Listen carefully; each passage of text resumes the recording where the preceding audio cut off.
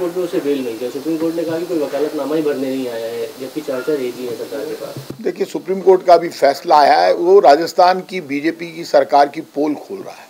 BJP की सरकार सिर्फ नाटक करती है और गंदी राजनीति करती है। आप इससे अंदाज लगा लीजिए कि सुप्रीम कोर्ट में गो तस्करों की बेल हो जाती है, और सिर्फ इसलिए हो जाती है कि सुप्रीम कोर्ट कहता है कि राजस्थान की सरकार ने, जो बीजेपी की सरकार है, उसने अपना एजी लगाया ही नहीं, कोई वकील ही नहीं भेजा सरकार की तरफ से।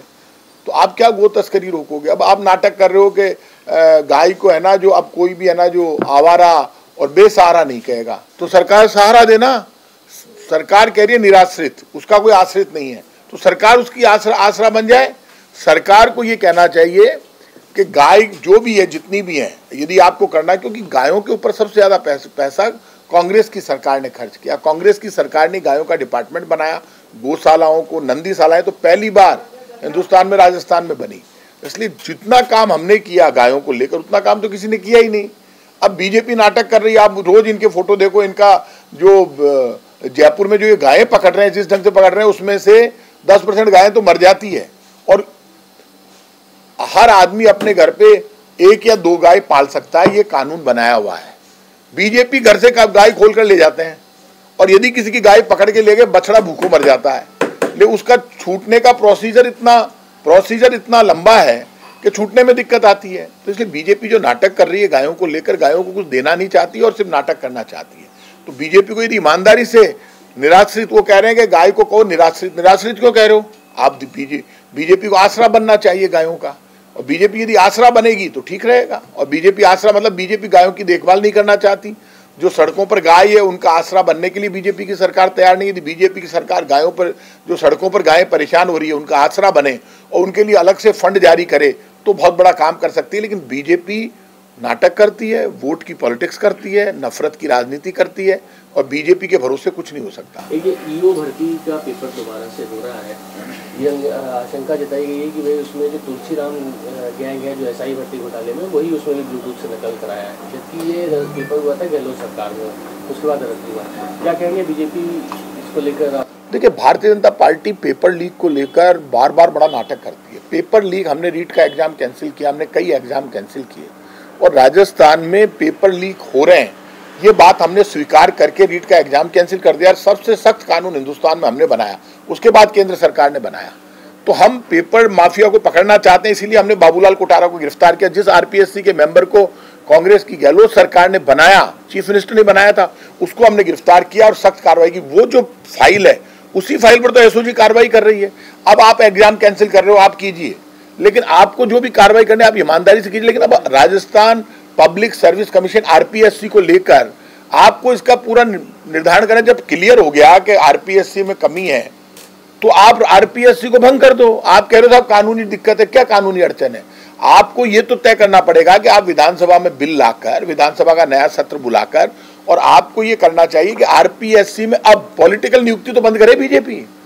आप 50 नंबर का जो इंटरव्यू है वो 5 नंबर का कर दो, बदमाशी बंद हो जाएगी, करप्शन बंद हो जाएगा। लेकिन आपकी नीयत साफ होनी चाहिए। बीजेपी की नीयत साफ नहीं है। बीजेपी दिखावा ज्यादा करती है, हवा ज्यादा करती है, कांग्रेस को दिन भर गालियां देती है, लेकिन काम नहीं करती। यही कारण है कि पूरा 1 वर्ष हो रहा है पूरा, लेकिन बीजेपी ना 10 रुपए का टेंडर कर पाई, ना सड़क के खड्डे भर पाई, ना पेपर लीक रोक पाई, ना बीजेपी कुछ कर सकती है, बातें कर सकती है। लोग पकड़े गए, तुलसीराम गैंग को नहीं पकड़ा जा रहा है, जबकि सारी भर्ती घोटाले में। नहीं, देखिए, ये जितने पेपर लीक माफिया हैं, वो ये मानकर चलिए कि ये बीजेपी से ही जुड़े हुए हैं। अधिकतर सब जानते हैं कि बीजेपी वालों से जुड़ा हुआ पेपर माफिया।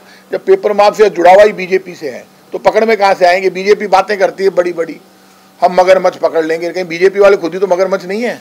दिक्कत ये बहुत बड़ी बड़ी बातें करते हैं। तो पेपर लीक से आप क्यों इतनी बड़ी बड़ी बातें करें? फिर आप आरपीएससी में नंबर क्यों नहीं खत्म कर देते? इंटरव्यू के नंबर तो खत्म करो, बहुत हो गया।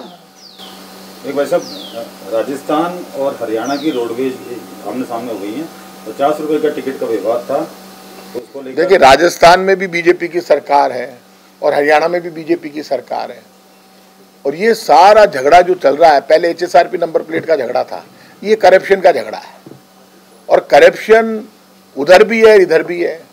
अब जब बीजेपी की दोनों सरकारें एक होकर और काम नहीं कर सकती, तो उससे अंदाज लगा लीजिए कि आम आदमी का क्या होगा। लेकिन चालान किए जा रहे हैं, बसों के चालान। नहीं, चालान तो इसलिए किए जा रहे हैं कि दोनों सरकारों में अंडरस्टैंडिंग नहीं है। ये तो जरूरत ही नहीं है, सरकारी बसों का चालान हो रहा है। हम हरियाणा वालों के चालान काट रहे हैं, वो हमारे काट रहे हैं, तो मुख्यमंत्रियों की जिम्मेदारी है, दोनों बीजेपी के मुख्यमंत्री दोनों बात करें, इस समस्या का समाधान करें। परिवहन मंत्री आप भी रह चुके हैं, तो इसमें कितना राजस्व का नुकसान हो रहा है? तो नहीं, राजस्व का नुकसान तो होगा, यदि बसों के चालान होंगे तो चालान भुगतने भी पड़ेंगे। एक 2025 से जनगणना की बात कही है प्रधानमंत्री ने कि जनगणना जो है कि जनगणना तो होती आई है हमेशा, और वो जनगणना होगी तो आपको जब जनगणना करने जाए तो आपको पूरे आंकड़े लेने चाहिए, जातिगत आंकड़े भी सामने आने चाहिए, सच्चाई सामने आनी चाहिए, तो उससे एक पूरा सिस्टम सामने आ जाएगा। क्योंकि इस देश में जो कास्ट इक्वेशन है वो पूरे देश में है, और कई बार जातिगत जनगणना तो हर बार निकालते ही हैं, तो जातिगत जनगणना पूरी सच्चाई सामने आनी चाहिए। एक भाई साहब, जो राइजिंग राजस्थान हो रहा है उसके तहत और गायों को पकड़ने की, अरे गाय पकड़ने का तरीका गलत है बीजेपी का। बीजेपी की सरकार नाटक करती है, गौ माता का दर्जा दो, तो गौ माता ही है पहले ही। अभी इन्होंने कह दिया कि साहब आप तो है ना जो इसको है ना जो गौ माता का दर्जा दो, तो मना कौन कर रहा है? डबल इंजन की सरकार है, दे दो ना भाई साहब, हम भी चाहते हैं।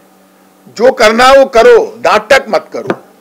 दिक्कत ये गायें आप पकड़ रहे हो, गायें पकड़ने के दौरान मर रही है, तो उन गायों के मरने के लिए तो बीजेपी जिम्मेदार है।